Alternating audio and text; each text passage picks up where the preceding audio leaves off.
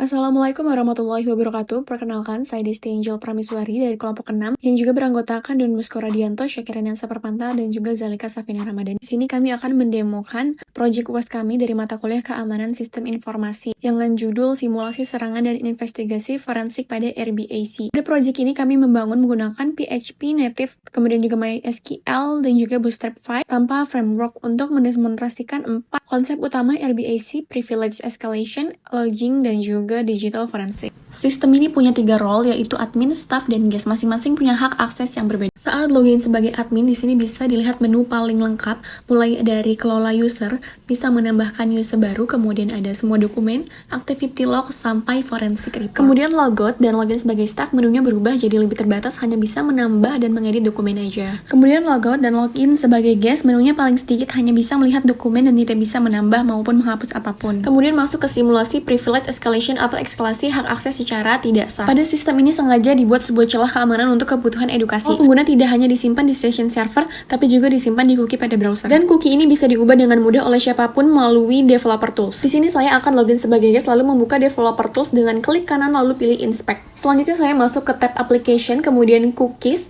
dan klik localhost. Di sini ditemukan cookie bernama role dengan value guest. Sekarang saya akan mengunggah value ini secara manual menjadi admin. Setelah saya ubah dan tekan enter, saya refresh halaman lalu saya coba akses langsung halaman dashboard admin. Berhasil, akun guest ini sekarang bisa mengakses dashboard admin hanya dengan mengubah satu nilai cookie di browser. Perhatikan badge kuning bertuliskan escalated di pojok kanan atas. Sistem sebenarnya sudah mendeteksi bahwa role yang sedang dipakai ini berbeda dari role asli saat login. Kemudian menunya pun sama seperti pada admin, mulai dari kelola user, semua dokumen, activity log, hingga forensic report. Untuk menunjukkan dampaknya lebih jauh, saya akan mencoba masuk ke halaman dokumen dan menghapus salah satu dokumen menggunakan akses admin palsu ini. Dokumen ini berhasil terhapus, padahal seharusnya sebagai guest, saya tidak punya izin untuk menghapus dokumen apapun. Inilah bukti nyata bahwa eksploitasi sederhana semacam ini bisa berdampak serius jika tidak ditangani. Dengan sistem ini sudah dilengkapi dengan logging otomatis setiap aktivitas pengguna, mulai dari login, membuka halaman, sampai percobaan akses tidak sah, semuanya tercatat secara otomatis di table activity log.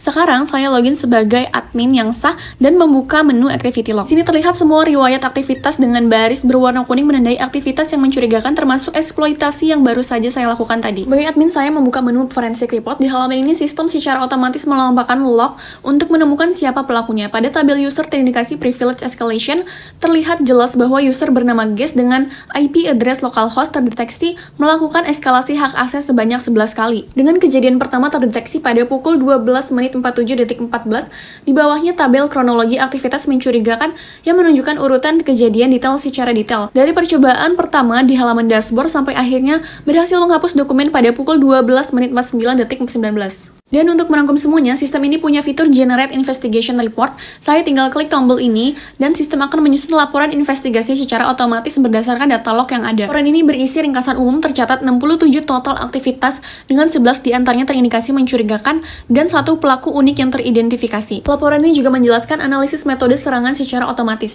Terdeteksi adanya manipulasi nilai cookie role pada sisi klien, yang menyebabkan perbedaan antara role asli di session dengan role yang digunakan saat mengakses sistem. Dan terakhir, laporan ini juga mencantumkan dampak nyata dari serangan tersebut.